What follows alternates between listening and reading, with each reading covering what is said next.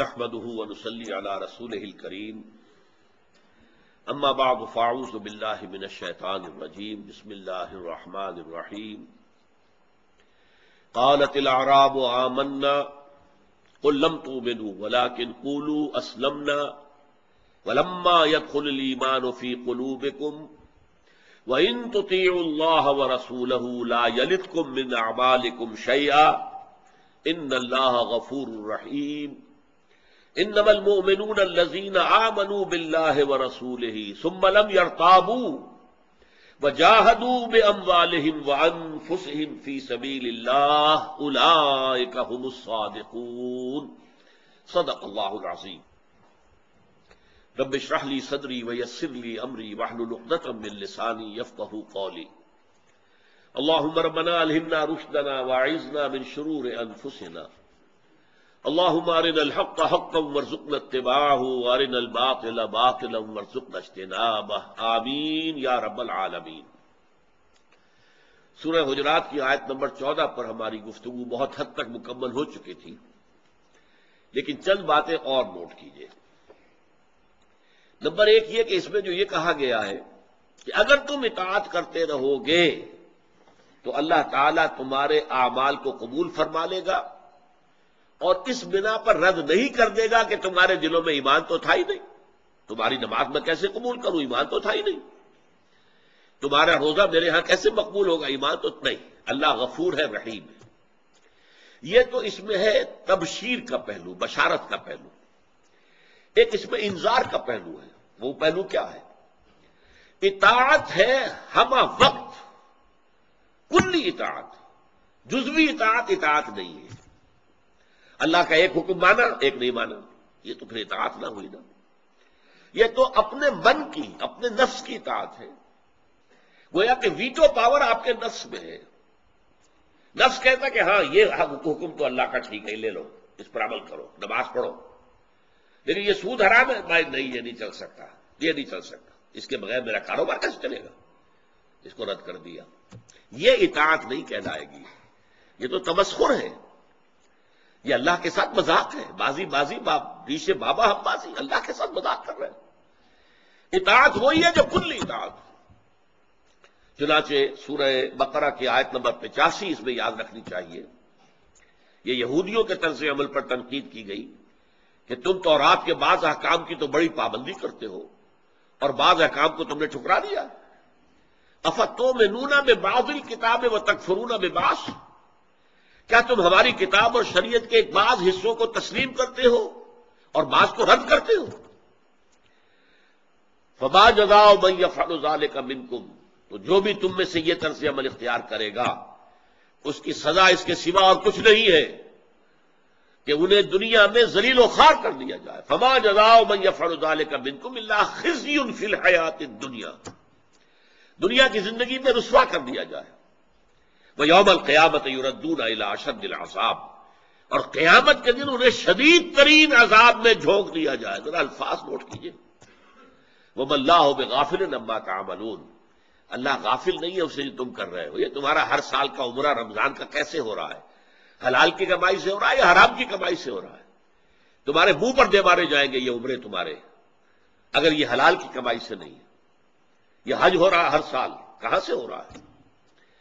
اللہ تعالیٰ کی شریعت تو ایک وحدت ہے، پیکج ہے، ٹیک اٹ اور لیو اٹ۔ قبول کرنا ہے تو پورا قبول کرو، نہیں تو جاؤ دفع ہو جاؤ، اللہ کو تمہاری ضرورت نہیں ہے، تمہیں اللہ کی ضرورت ہے۔ تو اطاعت وہی ہے جو اطاعت کلی ہو۔ اس اعتبار سے اس میں ایک پہلو موجود ہے، اور آگے چل کر انشاءاللہ اگلے جو دروس ہے اسی سورہ مبارکہ میں واضح ہو جائے گا کہ در حقیقت جب اطاعت انسان پوری کرے گا تو ایمان بھی رفتہ رفتہ دل میں پیدا ہو جائے گا۔ یہ بھی در حقیقت اس کا ایک ثمرہ ہے۔ اطاعت کرتے رہو گے، نماز پڑھتے رہو گے تو یقیناً اس کا جو ہے اثر پڑے گا تمہارے باطن کے اوپر۔ اللہ کے احکام پر عمل کرو گے، زکوٰۃ دیتے رہو گے، اور جو احکام ہیں ان پر، اور جو حرام چیزیں ان سے اپنے آپ کو روکو گے، اللہ نے حرام ٹھہرا دی ہے، تو اس سے خود بخود تمہارے دلوں میں ایمان پیدا ہوگا۔ یہ گویا کہ ایمان حقیقی تک رسائی کا ایک راستہ بھی ہے۔ تو گویا کہ یہ زیرو لیول جو میں نے آپ کو بتایا تھا، یہ زیرو لیول ہے اس آیت میں، آیت نمبر 14 میں جو بیان کیا جا رہا ہے کہ تم نہ مومن ہو نہ منافق ہو۔ منافق وہ ہیں جو دھوکہ دے کر کہہ رہے تھے کہ ہم ایمان لے آئے، مومن وہ ہیں جو واقعتاً دل سے یقین کر کے ایمان لے آئے۔ اب بیچ میں وہ لوگ ہیں کہ جو نہ تو دل میں یقین پیدا ہوا ہے نہ ہی وہ دھوکہ دینا چاہتے، تو وہ زیرو لیول پر کھڑے ہیں، مسلم ہیں، لیکن اس زیرو لیول پر آدمی قائم نہیں رہ سکتا۔ اگر اس کے اندر فرض کیجئے کہ اب جب اس کا حکم دیا گیا زکوٰۃ ادا کرو، اب دل میں جو ہے وہ تلبلاہٹ پیدا ہوئی، یہ کیا ہے؟ قرآن مجید میں سورہ توبہ میں ہے، اعراب میں سے ایسے لوگ بھی ہیں جو زکوٰۃ کو سمجھتے ہیں کہ خامخواہ کا تاوان ہمارے اوپر لگا دیا گیا، اب وہ دل جو ہے وہ اطاعت سے متنفر ہو رہا ہے، تو گویا کہ اب منافقت کی طرف پیش قدمی شروع ہو گئی ہے۔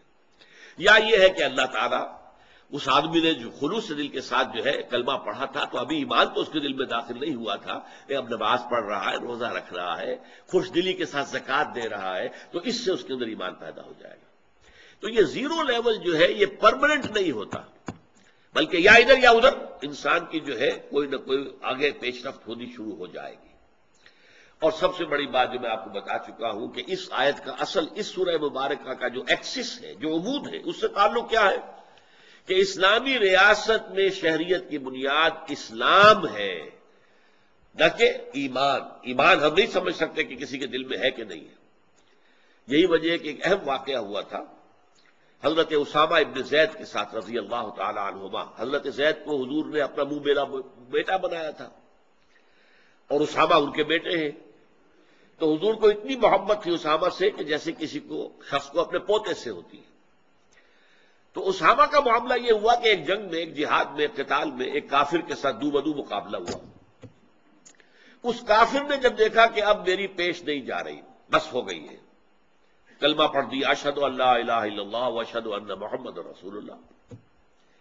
اب اگر ہم بھی ہوتے وہاں اسامہ کی جگہ، ہم بھی یہی سمجھتے کہ اس نے یہ جھوٹ موٹ کا جان بچانے کے لیے کلمہ پڑھا ہے، کیونکہ بے بس ہو گیا تھا، موت نظر آ رہی تھی، لہذا انہوں نے تلوار نہیں روکی، گردن اڑا دی۔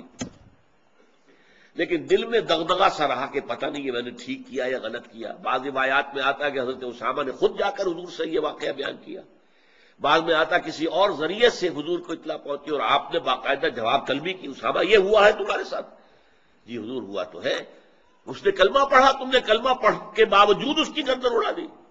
اب حضور اس نے جان بچانے کے لیے کلمہ پڑھا تھا۔ حضور نے فرمایا اللہ شققت قلبہ، کیا کیوں نہ تم نے اس کے دل کو چیر کر دیکھ لیا کہ اس میں ایمان ہے یا نہیں ہے؟ یہ بڑے غضب کی کیفیت ہے حضور کی، غصے کی، کہ کیسے تمہیں معلوم ہو گیا کہ اس نے صرف جان بچانے کے لیے کلمہ پڑھا ہے؟ یہ تو تمہارے قرینہ ہے، تمہارا گمان ہے، قیاس ہے، یقین تو نہیں ہے۔ اور کیا کرو گے اسامہ قیامت کے دن جب یہ کلمہ تمہارے خلاف استغاثہ لے کر آئے گا؟ اے اللہ میرے ہوتے ہوئے اسامہ نے ایک شخص کی گردن اڑا دی۔ تو یہ ہے اہمیت اسلام کی بھی، یہ نہ سمجھیے کہ اسلام کی کوئی اہمیت ہی نہیں ہے۔ اسلامی ریاست کا شہری جو ہے مسلمان ہے، اسلامی معاشرے کا فرد مسلمان اسلام کی بنیاد پر ہے۔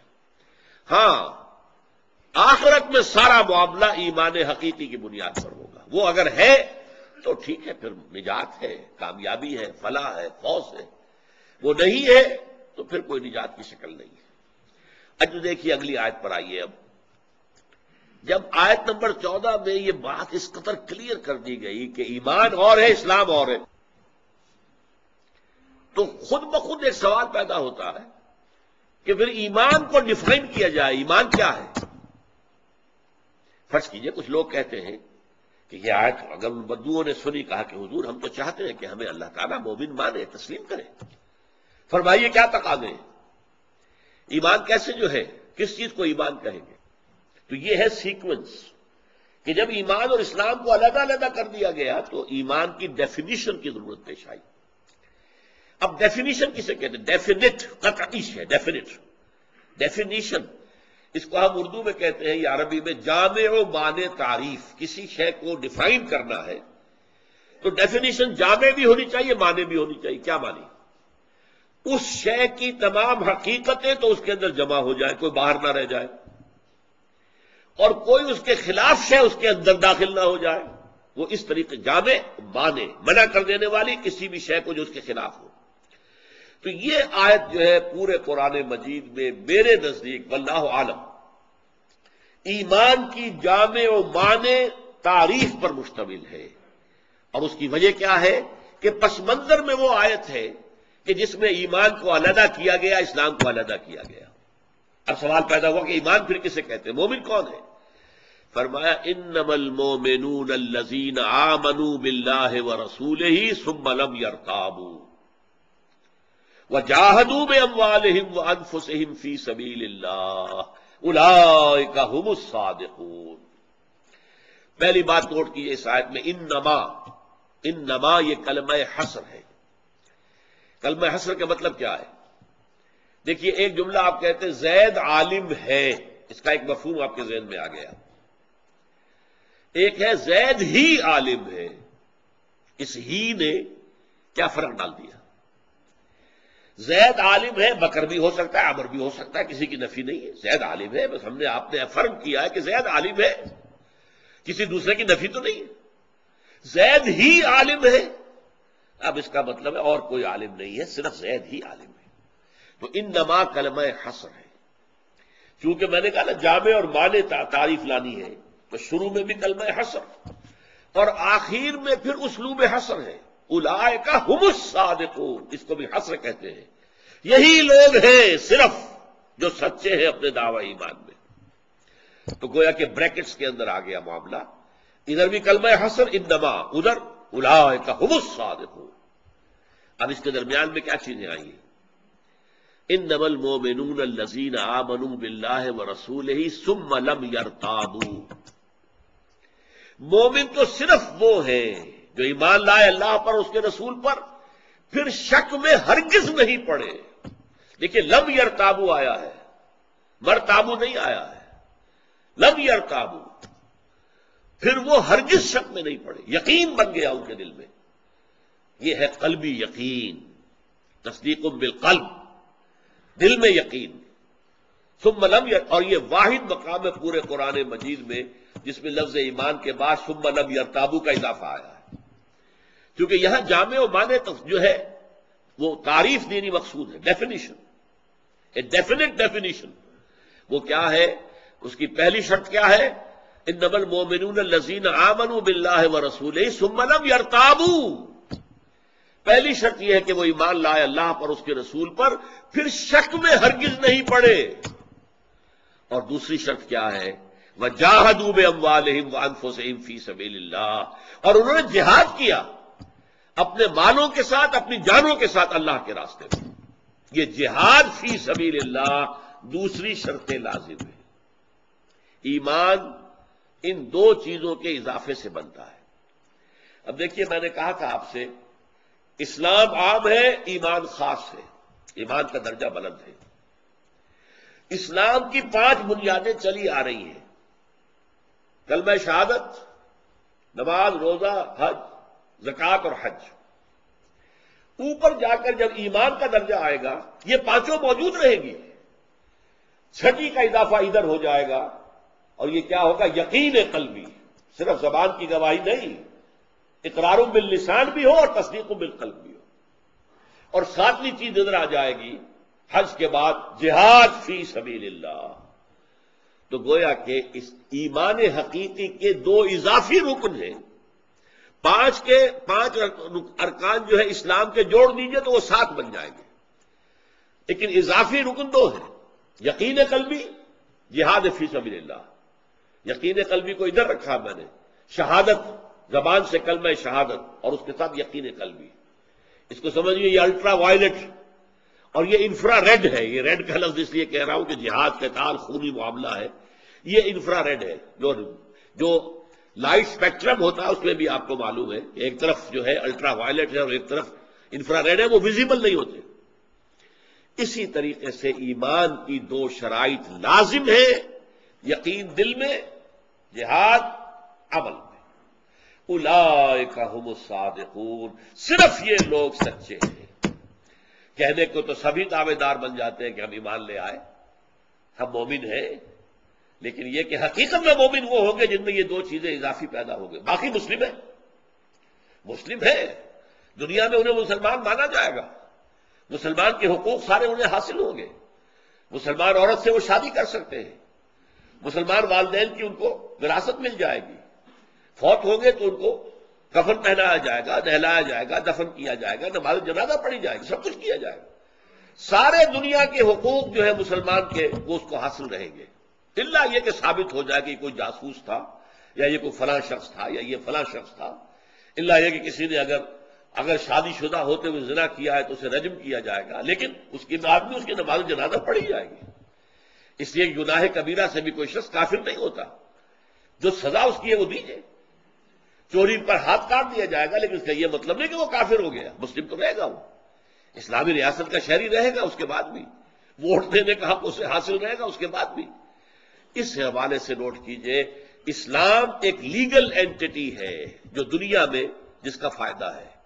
ہم ایک دوسرے کو مسلمان کی حیثیت سے پہچانتے ہیں، اور جیسے کہ ایک حدیث میں آیا ہے للمسلم علی المسلم ستۃ، ہر مسلمان کے دوسرے مسلمان پر 6 حقوق ہیں. یہ حقوق حاصل رہیں گے سب کو.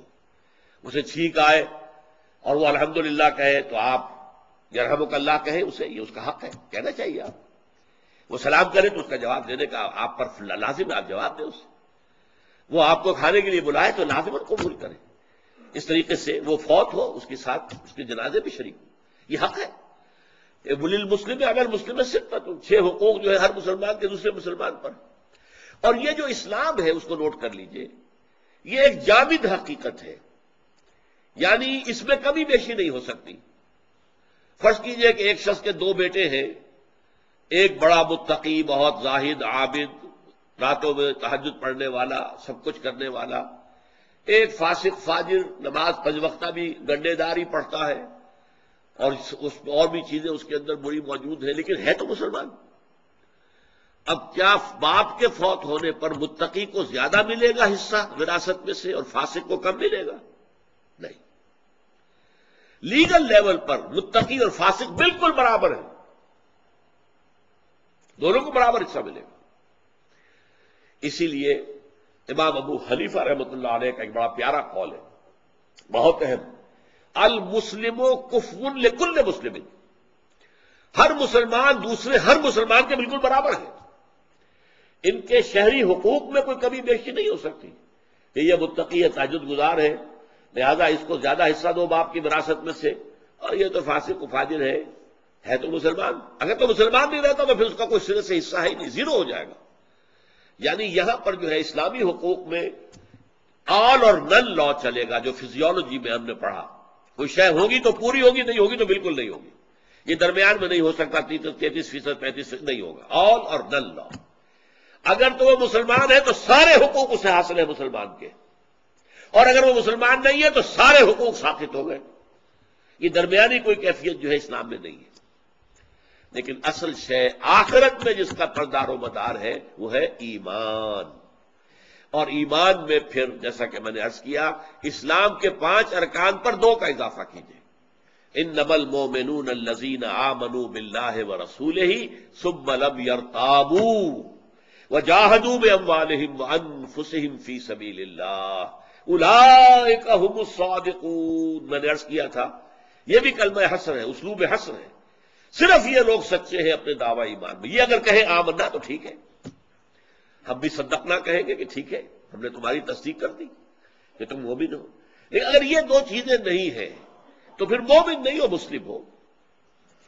اس اعتبار سے یہ 2 آیات میرے نزدیک قرآن مجید کی اہم ترین آیات میں سے. اور اس میں جو یہ لیگل سٹیٹس کی بحث آ گئی ہے یہ نہایت اہم ہے، جس کو لوگ نہیں سمجھ پاتے. جو امام اعظم ہے امام ابو حنیفہ رحمۃ اللہ علیہ، ان کی جو براہ راست تصنیف صرف ایک ہے، الفقہ الاکبر. باقی جو فقہ کے معاملات ان کے کہلاتے ہیں، امام ابو حنیفہ کی یہ رائے ہے، وہ کوئی تصنیف ان کی نہیں ہے، کوئی کتاب انہوں نے لکھی، وہ ان کے شاگردوں نے نقل کیا ہے کہ استاذ کی یہ رائے فلاں میں یہ تھی، فلاں میں یہ تھی. کوئی فقہ کی کتاب امام صاحب کی مرتب کردہ لکھی ہوئی موجود نہیں ہے. ہاں الفقہ الاکبر جن میں یہ مسائل زیر بحث آئے ہیں. المسلم کفو لکل مسلم، ایک مسلمان ہر دوسرے مسلمان کے مساوی ہے دنیاوی حقوق کے اندر، کوئی فرق نہیں ہوگا. پھر یہ کہ گناہ کبیرہ کا مرتکب کافر نہیں ہوتا. جس میں کہ بہت بڑی غلطی ہو گئی تھی، بہت بڑا مغالطہ جو ہے وہ خوارج کو ہو گیا تھا کہ گناہ کبیرہ کا مرتکب کافر ہے، کافر ہے تو مرتد ہے، مرتد ہے تو واجب القتل ہے، واجب القتل ہے تو اس کا مال بھی تم پر حلال ہے، اس کا مال لے جاؤ مال غنیمت کے طور پر، اس کی بیویوں بیٹیوں کو اس کا بانیہ بنا لو۔ انا للہ و انا الیہ راجعون۔ اتنا بڑا فتنہ جو ہے اور کتنے قریب کے زمانے میں اٹھا ہے، اور وہ لوگ بڑے متقی تھے، بڑے نیک تھے، تہجد گزار تھے، لیکن فکری غلطی جو ہوتی ہے ایک، وہ سارے یعنی نیکی کے باوجود، تہجد گزاری کے باوجود، تمام ان کے جو ہے وہ زہد اور عبادت کے باوجود وہ اس قدر بڑے مغالطے میں مبتلا ہوئے کہ حضرت علی رضی اللہ تعالیٰ عنہ کو ان کے خلاف جنگ کرنی پڑی۔ جنگ نہروان میں 4000 مسلمان جو ہے وہ قتل ہوئے ہیں، ہلاک ہوئے ہیں، جو خوارج سے آپ نے لڑی ہے۔ حالانکہ آپ نے کہہ دیا تھا حضرت علی نے رضی اللہ تعالیٰ عنہ خوارج سے کہ اگر تم کوئی فساد نہیں کرو گے زمین میں تو میں تمہارے ساتھ تعارض نہیں کروں گا۔ انہوں نے تو قتل کرنا شروع کر دیا لوگوں کو، یہ لوگ جو ہے گناہ کبیرہ کا ارتکاب کیا، قتل کرو انہیں۔ وہی خوارجی تو تھے جنہوں نے حضرت علی کو پھر شہید کیا رضی اللہ تعالیٰ عنہ۔ وہ ابن ملجم جو تھا وہ خارجی تھا۔ اب یہاں جو ہے اس آیت کے حوالے سے آپ کے سامنے جو اہم ترین ایشو آیا ہے وہ یہ کہ جہاد کسے کہتے ہیں۔ ایک تو بات یہ ثابت ہو گئی جہاد کے بغیر ایمان نہیں ہے، یہ اس کو تو اچھی طرح سمجھ لیجئے، ورنہ یہ آیت بے معنی ہے۔ یا تو اس آیت کو کھرچ دیجئے، قرآن مجید کے صفحات سے نکال دیجئے اگر آپ کے بس میں ہے، یہ آپ نہیں کر سکتے، اس لیے کہ اس قرآن کے متن کا محافظ اللہ تعالیٰ ہے۔ انا نحن نزلنا الذکر وانا لہ لحافظون۔ اس آیت کے ہوتے ہوئے کوئی شخص مومن کیسے ہو سکتا ہے اگر اس کی زندگی جہاد سے خالی ہو؟ مومن تو نہیں ہے۔ اگر وہ ایمان کا دعویٰ کرتا ہے تو جھوٹا ہے۔ اولئک ھم الصادقون، سچے اپنے دعویٰ ایمان میں صرف وہ شمار ہوں گے کہ جو اس شرط پر پورا اترے۔ پہلی شرط دل میں یقین، جس کے لیے کہ ایمان مجمل کے الفاظ میں بڑے خوبصورت جو ہے وہ الفاظ جمع کر دیے گئے کہ آمنت باللہ کما ہوا باسمائہ و صفاتہ وقبلت جمیع احکامہ اقرار باللسان و تصدیق بالقلب۔ میں مانتا ہوں اللہ کو جیسے کہ وہ اپنے اسماء اور صفات سے ظاہر ہے، اور میں نے اس کے سارے احکام تسلیم کیے، سر تسلیم خم ہے۔ میں زبان سے اقرار کر رہا ہوں، یہ شہادت ہے، زبان سے اقرار کر رہا ہوں اور دل سے تصدیق کر رہا ہوں۔ یہ دونوں چیزیں جب شامل ہوں گی اب مومن ہوا انسان۔ جب تک صرف زبانی شہادت ہے، دل کا یقین نہیں ہے تو مسلم تو ہو گیا لیکن مومن نہیں ہے۔ اور جیسا کہ میں نے عرض کیا اہم ترین ایشو اب سامنے آیا ہے جہاد کسے کہتے ہیں، اور ہمارا جو ہے بقیہ منتخب نصاب کا بہت بڑا حصہ در حقیقت اسی حقیقت جہاد کے موضوع پر آگے بات چلے گی کہ یہ لازم ہے۔ اس کے بارے میں بڑے بڑے غلط تصورات بھی آج دنیا میں پھیلے ہوئے ہیں۔ ہم نے اپنے غلط طرز عمل سے جہاد کو بدنام کیا ہے۔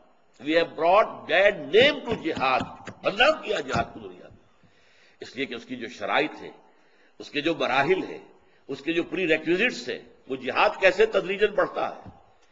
میری تقریریں یہ موجود ہیں آڈیو اور ویڈیو میں، 2 گھنٹے کی تقریریں ہیں، انگلش میں بھی موجود ہے۔ حقیقت جہاد پر 2 گھنٹے کی تقریر، آڈیو موجود ہے، ویڈیو موجود ہے، اردو میں موجود ہے 2 گھنٹے کی تقریر حقیقت جہاد کہ جہاد کے بغیر ایمان نہیں ہے۔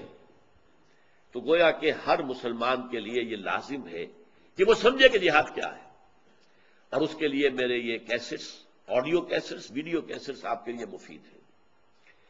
تو ان 2 آیتوں کے بارے میں جیسا کہ میں نے عرض کیا کہ ان میں ایک طرف تو عظیم حقیقت بیان ہوئی اسلام اور ایمان، اور نمبر 2 ایمان حقیقی کی ڈیفینیشن، اور ڈیفینیشن بھی جامع و مانے، پوری اس کے اجزاء سارے آ جائیں اور کوئی شے باہر نہ رہ جائے۔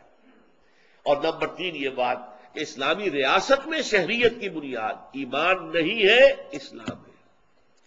جہاد کے بغیر بھی ایک شخص مسلمان ہو سکتا ہے، مومن نہیں ہو سکتا۔ یہ ایمان اور اسلام کے فرق کو جو ہے یہ چونکہ بالکل ہمارے ذہنوں سے ہے ہی نہیں، یہ بات مترادف سمجھتے ہیں، ہم مانی سمجھتے ہیں ایمان اور اسلام کو۔ اور میں نے شروع میں عرض کیا تھا کہ فی الواقع جو نارمل حالت ہے اس کے اعتبار سے یہ مترادف ہے، دل میں ایمان ہے، عمل میں اسلام ہے۔ اب دیکھیے یہ بھی عمل ہے، شہادت اشہد ان لا الہ الا اللہ واشہد ان محمد، یہ بھی عمل ہے، میں نے کہا ہے، نماز بھی عمل ہے، روزہ بھی عمل ہے، اور حج بھی اور زکوٰۃ بھی۔ اس عمل کے ساتھ یقین کا شامل ہو جانا اور عمل میں جہاد کا شامل ہو جانا، یہ دو چیزیں جب آ جائیں گی مزید تو اب یہ ایمان ہے۔ اللہ تعالی ہم سب کو مومن ہونے کی توفیق عطا فرمائے۔ اس کے لیے جیسا کہ میں نے عرض کیا ہے، جہاد اس کے مراحل میری تقریروں میں 9 منزلہ عمارت کی جو ہے میں نے مشابہت دی ہے۔ 9 منزلیں ہیں، 3 مین منزلیں اور تینوں کے اندر پھر 3 درجے۔ یہ 9 منزلوں میں 9ویں منزل پر جا کر جہاد قتال بنتا ہے۔ 8 منزلوں تک جہاد ہے، جہاد ہے، جہاد ہے، جہاد ہے۔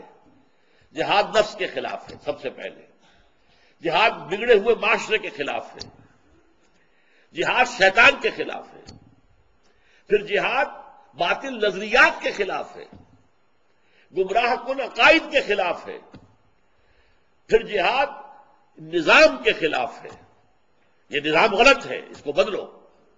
اس کے لیے جماعت بنانا، طاقت بننا، تاکہ اس نظام کو جڑ سے اکھیڑ کر اور اسلام کے نظام کو قائم کیا جائے۔ اس جد و جہد میں 9ویں منزل پر جا کر قتال کا مرحلہ آتا ہے۔ 15 برس تک حضور جہاد فرماتے رہے، پہلے دن سے لے کر تکلیفیں بھی جھیلی، مصائب بھی آئے، استہزاء ہوا، تمسخر ہوا، پتھراؤ ہوا، 3 سال تک شیب بنی ہاشم کے اندر نظر بند رہے، سب کچھ ہوا، فاقے آئے، تکلیفیں آئی، ابھی ہاتھ میں تلوار نہیں آئی، اینٹ کا جواب پتھر سے دینے کا مرحلہ نہیں آیا، وہ آیا جا کر ہجرت کے بھی 2 سال بعد، پھر وہ غزوہ بدر کے اندر قتال شروع ہوا ہے۔ تو 15 برس تک جہاد جاری رہا اور قتال جو ہے پھر 16ویں برس سے شروع ہو رہا ہے، 16ویں سے لے کر، اور پھر وہ ظاہر بات ہے کہ آخری وقت تک، آپ کا آخری سال جو ہے سن 9 کے اندر بھی آپ نے غزوہ تبوک اس کا سفر کیا ہے، پھر عین آپ کے انتقال کے وقت میں بھی ایک جیش تیار تھا، جیش اسامہ، ان کی سرکردگی کے اندر، تو پھر قتال چلا ہے۔ لیکن قتال تک پہنچنے کے لیے جو 8 منزلیں پہلے جو ہے وہ طے کرنی ضروری ہے۔ چھلانگ مار کر آپ 9ویں منزل پر نہیں جا سکتے، آپ کو وہ 8 منزلیں جو ہے طے کر کے عبور کر کے پھر جا کر 9ویں منزل پر قدم رکھنا ہوگا۔ یہ بات ہماری نگاہوں سے اوجھل ہو گئی ہے، اور اسی کی وجہ سے آج دنیا میں جہاد بدنام ہو چکا ہے۔ تو اس حقیقت کو سمجھنا میں نے عرض کیا 2 اعتبارات سے ضروری ہے۔ ایک تو اس وقت دنیا میں جو مغالطے ہیں جہاد کے خلاف، ان کو دور کرنے کے لیے پہلے آپ کا اپنا ذہن کلیئر ہونا چاہیے، واضح ہونا چاہیے، جہاد کہتے کسے ہے، اس کی شرائط کیا ہے، اس کے لوازم کیا ہے، اس کی پری ریکویزٹس کیا ہے، اس کے مدارج کیا ہے، مراحل کیا ہے۔ اور نمبر 2 یہ کہ آپ کو بھی جان لینا چاہیے کہ اگر میری زندگی میں جہاد نہیں ہے تو پھر میں مومن نہیں ہوں، مومن ہونے کا دعویٰ نہیں کر سکتا۔ اقول قولی ھذا واستغفر اللہ لی ولکم ولسائر المسلمین والمسلمات۔